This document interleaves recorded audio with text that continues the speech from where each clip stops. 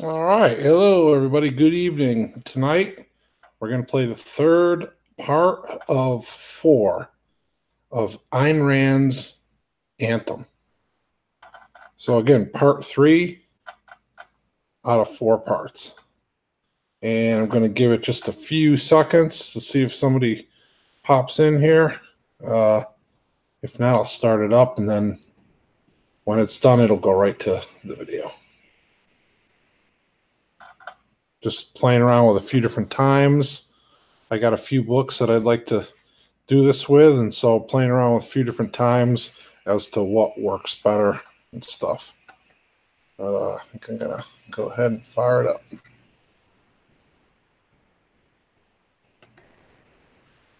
Let's see here.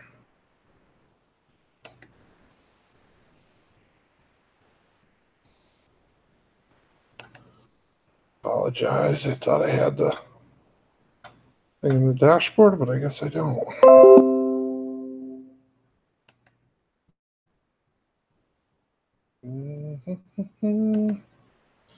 Bear with me one moment.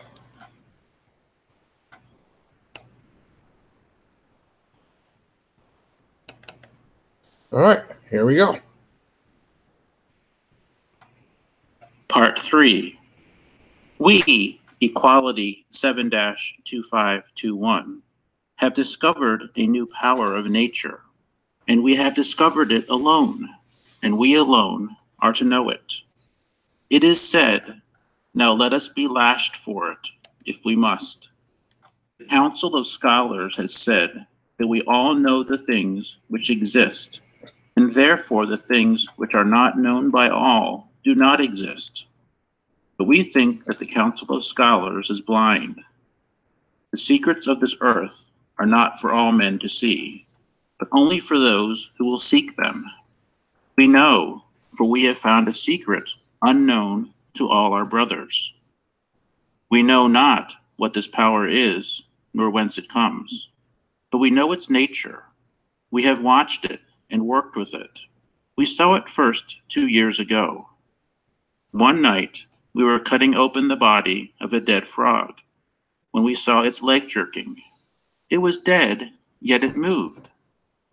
Some power unknown to men was making it move. We could not understand it. Then, after many tests, we found the answer. The frog had been hanging on a wire of copper, and it had been the metal of our knife, which had sent the strange power to the copper through the brine of the frog's body. We put a piece of copper and a piece of zinc into a jar of brine. We touched a wire to them, and there, under our fingers, was a miracle which had never occurred before, a new miracle and a new power. This discovery haunted us. We followed it in preference to all our studies. We worked with it. We tested it in more ways than we can describe. And each step was as another miracle unveiling before us.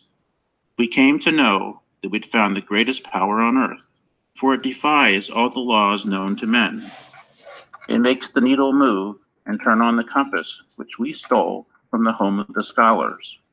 We had been taught, when still a child, that the lodestone points to the north, and that this is a law which nothing can change. Yet our new power defies all laws. We found that it causes lightning, and never have men known what causes lightning. In thunderstorms, we raised a tall rod of iron by the side of our hole, and we watched it from below.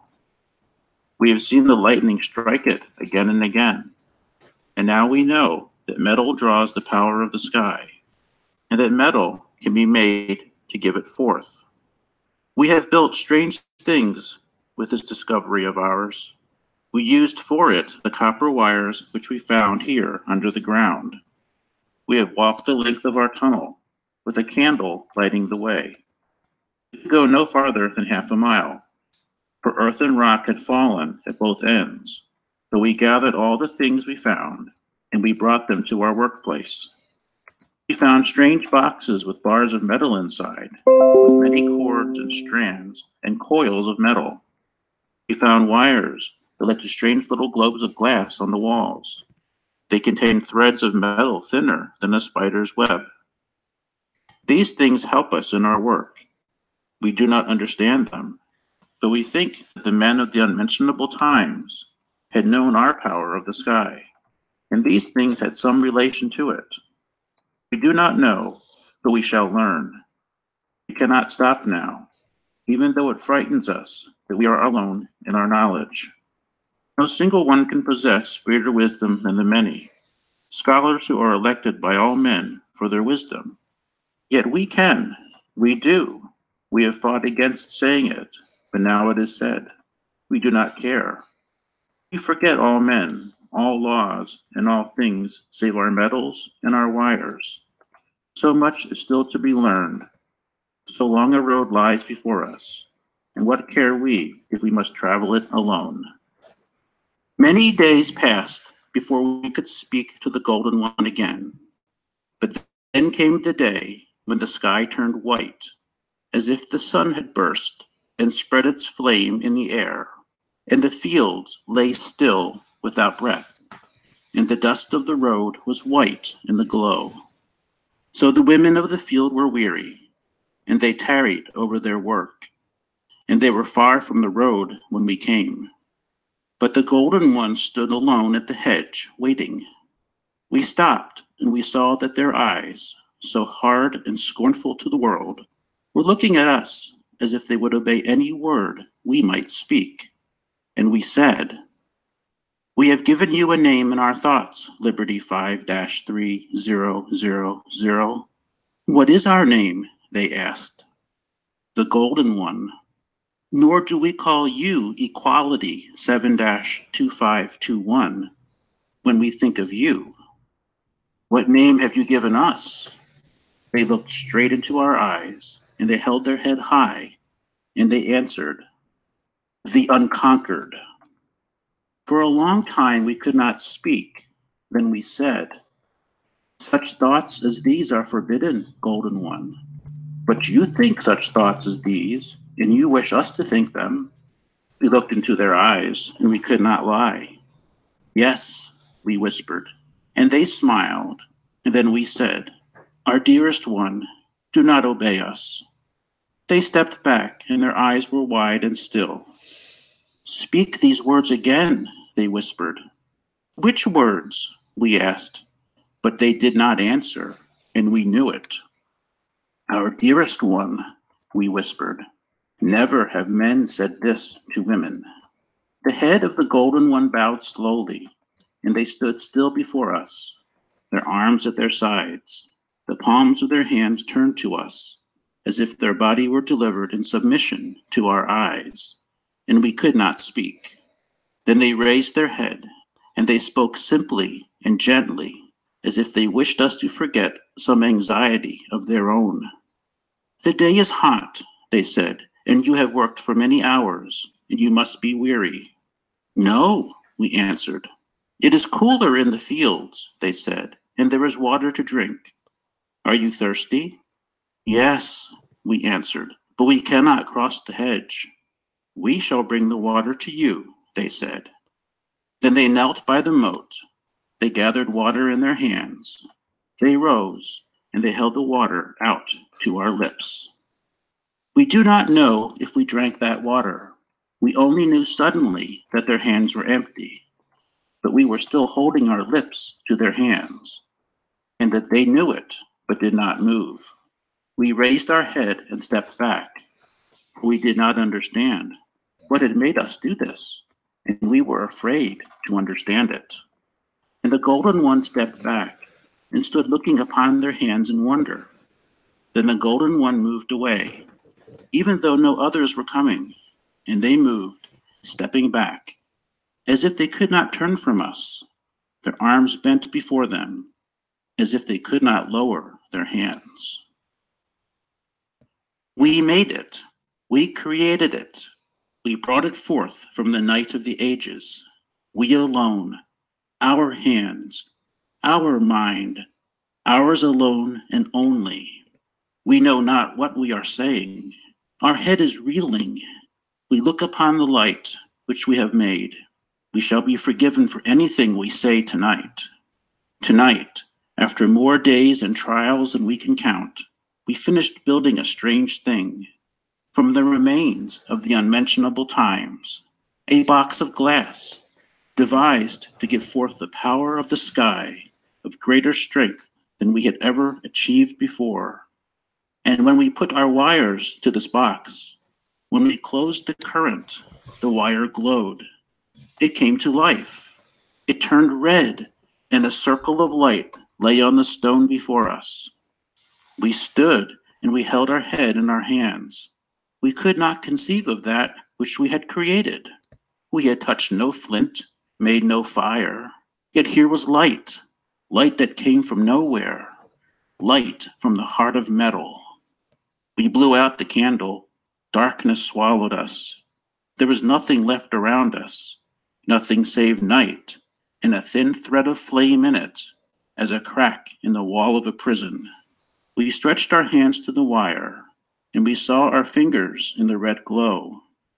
We could not see our body nor feel it, and in that moment nothing existed save our two hands over a wire glowing in the black abyss. Then we thought of the meaning of that which lay before us. We can light our tunnel in the city and all the cities of the world with nothing save metal and wires. We can give our brothers a new light, cleaner and brighter than any they have ever known.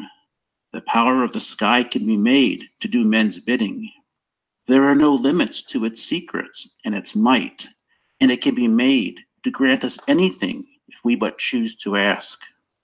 Then we knew what we must do. Our discovery is too great for us to waste our time in sweeping the streets.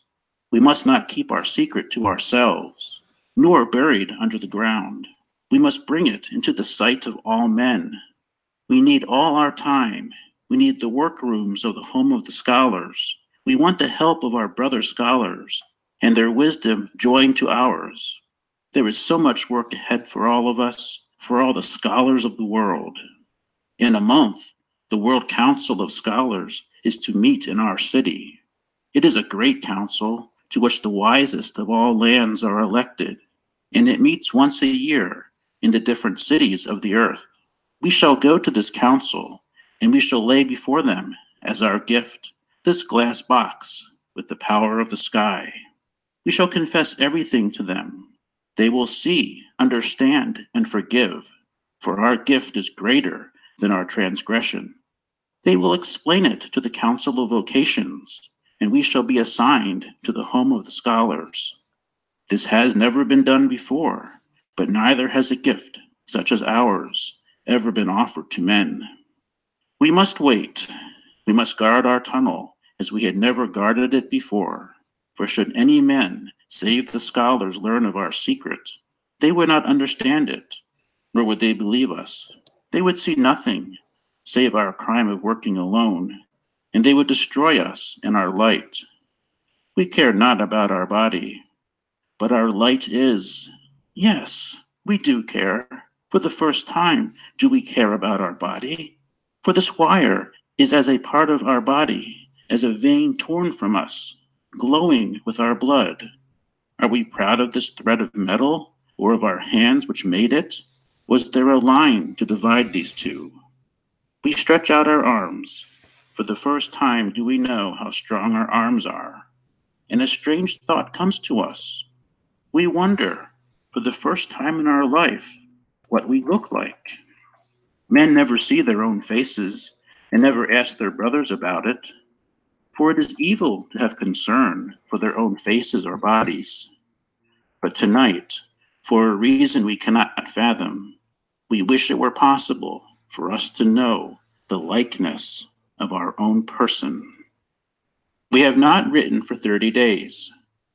For 30 days, we have not been here in our tunnel. We have been caught. It happened on that night when we wrote last. We forgot that night to watch the sand in the glass, which tells us when 3 hours have passed, and it is time to return to the city theater.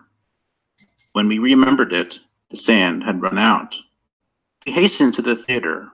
but the big tent stood gray and silent against the sky. The streets of the city lay before us, dark and empty. If we went back to hide in our tunnel, we would be found, and our light found with us. So we walked to the home of the street sweepers. When the council of the home questioned us, we looked upon the faces of the council, but there was no curiosity in those faces, and no anger, and no mercy. So when the oldest of them asked us, "Where have you been?" we thought of our glass box and of our light, and we forgot all else, and we answered, "We will not tell you." The oldest did not question us further. They turned to the two youngest and said, and their voice was bored, "Take our brother Equality 7-2521 to the Palace of Corrective Detention. Lash them until they tell." So we were taken to the stone room under the Palace of Corrective Detention. This room has no windows, and it is empty save for an iron post. Two men stood by the post, naked but for leather aprons and leather hoods over their faces. Those who had brought us departed, leaving us to the two judges who stood in a corner of the room. The judges were small, thin men, gray and bent. They gave the signal to the two strong, hooded ones. They tore the clothes from our body. They threw us down upon our knees, and they tied our hands to the iron post. The first blow of the lash felt as if our spine had been cut in two. The second blow stopped the first, and for a second we felt nothing. Then the pain struck us in our throat, and fire ran in our lungs without air, but we did not cry out. The lash whistled like a singing wind. We tried to count the blows, but we lost count. We knew that the blows were falling upon our back, only we felt nothing upon our back any longer. A flaming grill kept dancing before our eyes, and we thought of nothing save that grill. A grill of red squares, and then we knew that we were looking at the squares of the iron grill in the door, and there were also the squares of stone on the walls, and the squares which the lash was cutting upon our back, crossing and recrossing itself in our flesh. Then we saw a fist before us. It knocked our chin up, and we saw the red froth of our mouth on the withered fingers, and the judge asked, "Where have you been?" But we jerked our head away, hid our face upon our tied hands, and bit our lips. The lash whistled again. We wondered who was sprinkling burning coal dust upon the floor, for we saw drops of red twinkling on the stones around us. Then we knew nothing, save two voices snarling steadily, one after the other, even though we knew they were speaking many minutes apart. "Where have you been? Where have you been where you have been? Where have you been?" And our lips moved, but the sound trickled back into our throat. And the sound was only, "The light, the light, the light." Then we knew nothing. We opened our eyes, lying on our stomach on the brick floor of a cell. We looked upon two hands lying far above us on the bricks, and we moved them, and we knew that they were our hands, but we could not move our body. Then we smiled, for we thought of the light, and that we had not betrayed it. We lay in our cell for many days. The door opened twice each day, once for the men who brought us bread and water, and once for the judges. Many judges came to our cell, first the humblest, then the most honored judges of the city. They stood before us in their white togas, and they asked, "Are you ready to speak?" But we shook our head, lying before them on the floor, and they departed. We counted each day and each night as it passed. Then, tonight, we knew that we must escape, for tomorrow the World Council of Scholars is to meet in our city.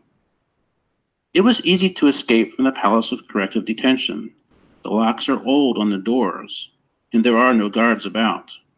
There is no reason to have guards, for men have never defied the council so far as to escape from whatever place they were ordered to be. Our body is healthy, and strength returns to it speedily. We lunged against the door, and it gave way. We stole through the dark passages, and through the dark streets, and down into our tunnel. We lit the candle, and we saw that our place had not been found, and nothing had been touched, and our glass box stood before us on the cold oven, as we had left it. What matter they now, the scars upon our back?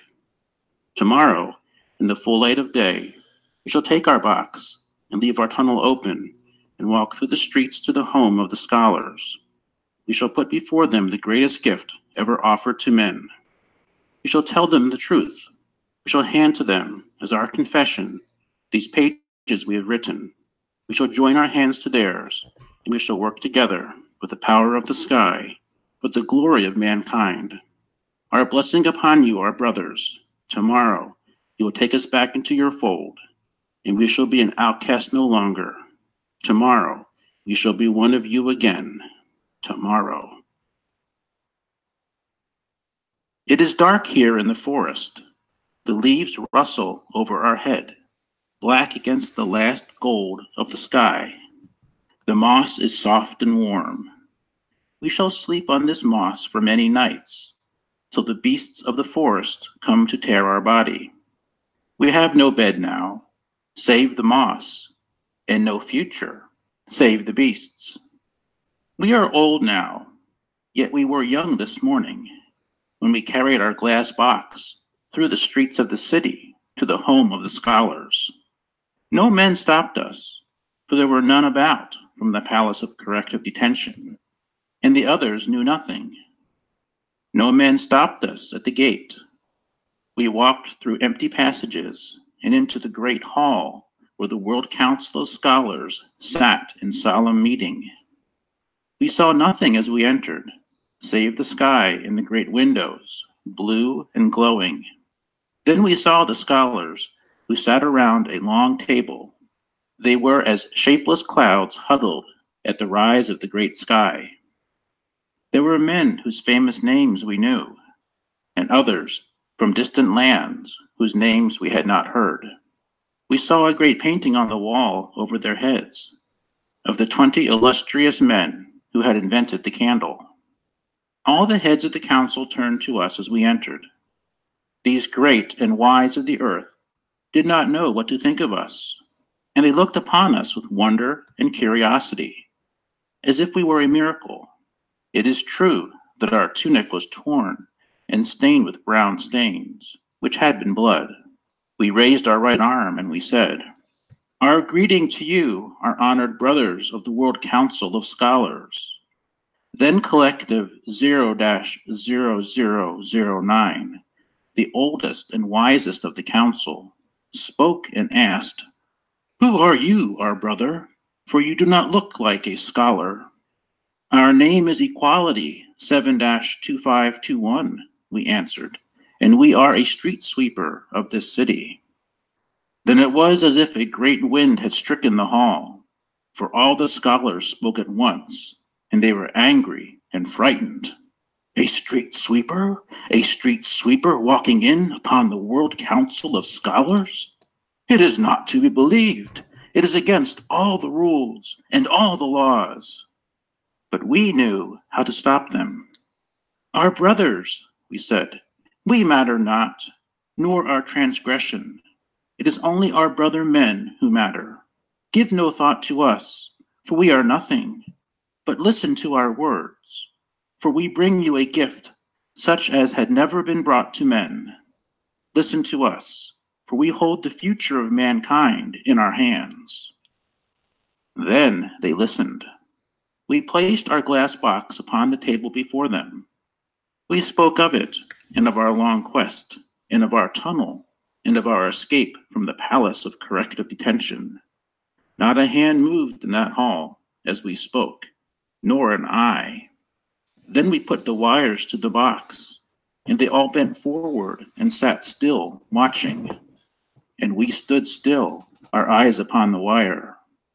And slowly as a flush of blood, a red flame trembled in the wire. Then the wire glowed. But terror struck the men of the council. They leapt to their feet.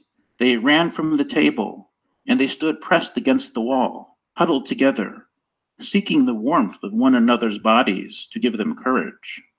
We looked upon them, And we laughed and said, "Fear nothing, our brothers. There is a great power in these wires, but this power is tamed. It is yours. We give it to you." Still, they would not move. "We give you the power of the sky," we cried. "We give you the key to the earth. Take it, and let us be one of you, the humblest among you. Let us all work together and harness this power and make it ease the toil of men. Let us throw away our candles and our torches. Let us flood our cities with light. Let us bring a new light to men." But they looked upon us, and suddenly we were afraid, for their eyes were still and small and evil. "Our brothers," we cried, "have you nothing to say to us?" Then Collective 0-0009 moved forward. They moved to the table, and the others followed. "Yes," spoke Collective 0-0009, "we have much to say to you."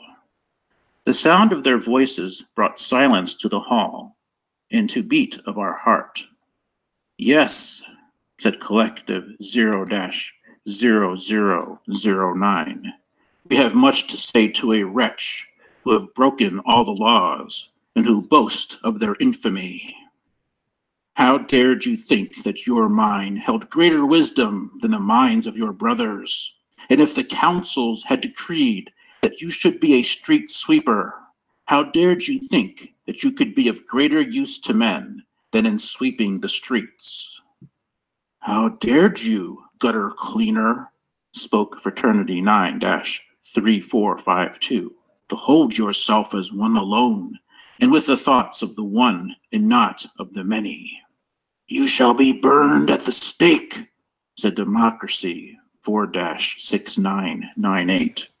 "No, they shall be lashed," said Unanimity 7-3304, "till there is nothing left under the lashes." "No," said Collective 0-0009, "we cannot decide upon this, our brothers. No such crime has ever been committed, and it is not for us to judge, nor for any small council. We shall deliver this creature to the World Council itself, and let their will be done." We looked upon them, and we pleaded, "Our brothers, you are right. Let the will of the council be done upon our body. We do not care. But the light, what will you do with the light?" Collective 0-0009 looked upon us, and they smiled. "So you think that you have found a new power," said Collective 0-0009. "Do all your brothers think that?" "No," we answered. "What is not thought by all men cannot be true," said Collective 0-0009. "You have worked on this alone?" asked International 1-5537. "Many men in the homes of the scholars have had strange new ideas in the past," said Solidarity 8-1164. "But when the majority of their brother scholars voted against them, they abandoned their ideas, as all men must." "This box is useless," said Alliance 6-7349. "Should it be what they claim of it," said Harmony 9-2642, "then it would bring ruin to the Department of Candles. The candle is a great boon to mankind, as approved by all men. Therefore, it cannot be destroyed by the whim of one." "This would wreck the plans of the World Council," said Unanimity 2-9913. "And without the plans of the World Council, the sun cannot rise. It took 50 years to secure the approval of all the councils for the candle, and to decide upon the number needed, and to refit the plans so as to make candles instead of torches. This touched upon thousands and thousands of men working in scores of states.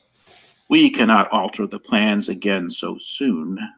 And if this should lighten the toil of men, said Similarity 5-0306, then it is a great evil, for men have no cause to exist, save in toiling for other men. Then Collective 0-0009 rose and pointed at our box. This thing, they said, must be destroyed.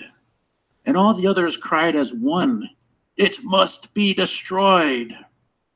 Then we leapt to the table. We seized our box, we shoved them aside, and we ran to the window. We turned and we looked at them for the last time, and a rage, such as it is not fit for humans to know, choked our voice in our throat.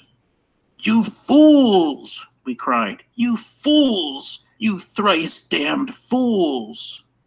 We swung our fist through the window pane, and we leapt out in a ringing rain of glass. We fell, but we never let the box fall from our hands. Then we ran blindly, and men and houses streaked past us in a torrent without shape, and the road seemed not to be flat before us, but as if it were leaping up to meet us, and we waited for the earth to rise and strike us in the face. But we ran. We knew not where we were going. We knew only that we must run to the end of the world, to the end of our days. Then we knew suddenly that we were lying on a soft earth, and that we had stopped.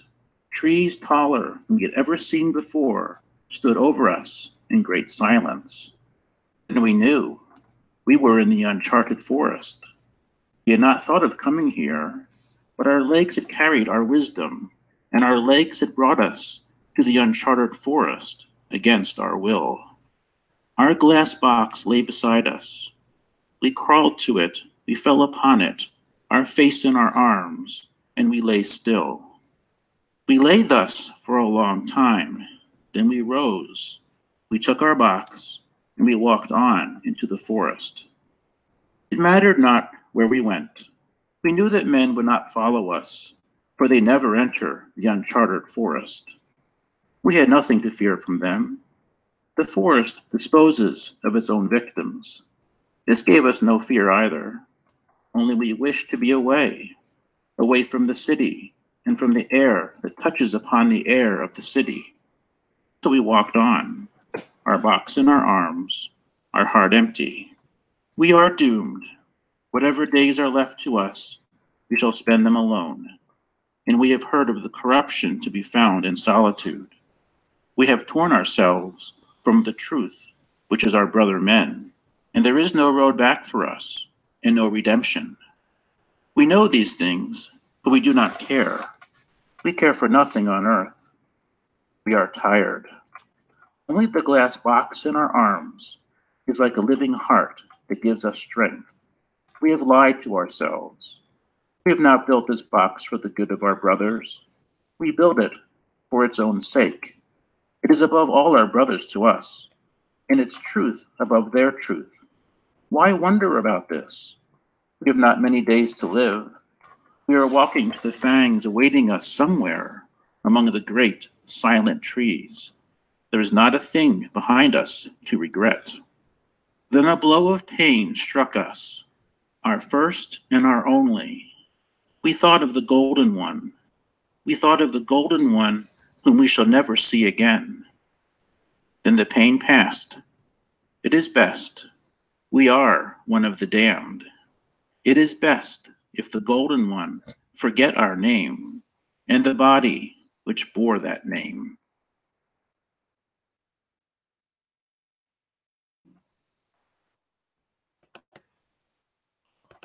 All right, that was part 3. So there's one other part left. I think it's going to be like 40 minutes, and that'll complete the story. Hope to have that tomorrow or the next day. It's kind of, I won't say odd, but it rings a chord. I don't know if any of you are familiar with the band Rush.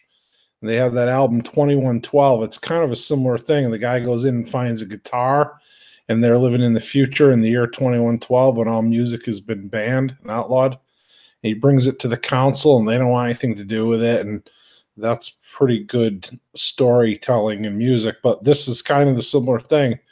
And it's like these rebels went underground and they found this old place here, and they basically reinvented electricity, because this is set way in the future. And they bring it to the council scholars, and they're like, all they could think of is like electricity. They're saying like, oh, we could light our streets with it. And what's their answer to that? Yeah, but that's going to put all the candle makers out of work. It's like, it's crazy in a way, but it's pretty interesting. And another interesting thing to note is that I should look up the year. I'm not 100% sure, but Ayn Rand wrote this in the 50s. I believe it was, I know she wrote Atlas Shrugged in the 50s. So sometime it could have been the 60s, but I should probably look that up. But it was written quite a while ago. But thank y'all for tuning in. I appreciate it.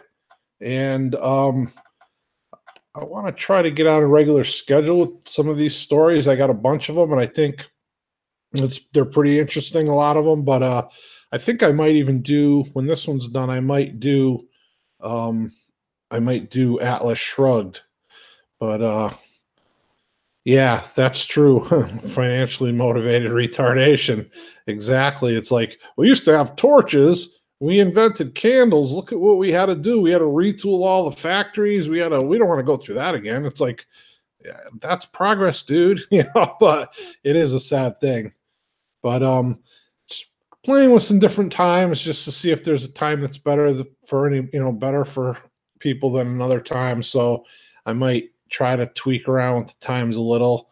Like I said, when there's one more segment to this story, then I might stay with Ayn Rand, because I think her writing is pretty interesting. And Atlas Shrugged is a little bit longer, and it's a little more mainstream. A lot of people probably read that.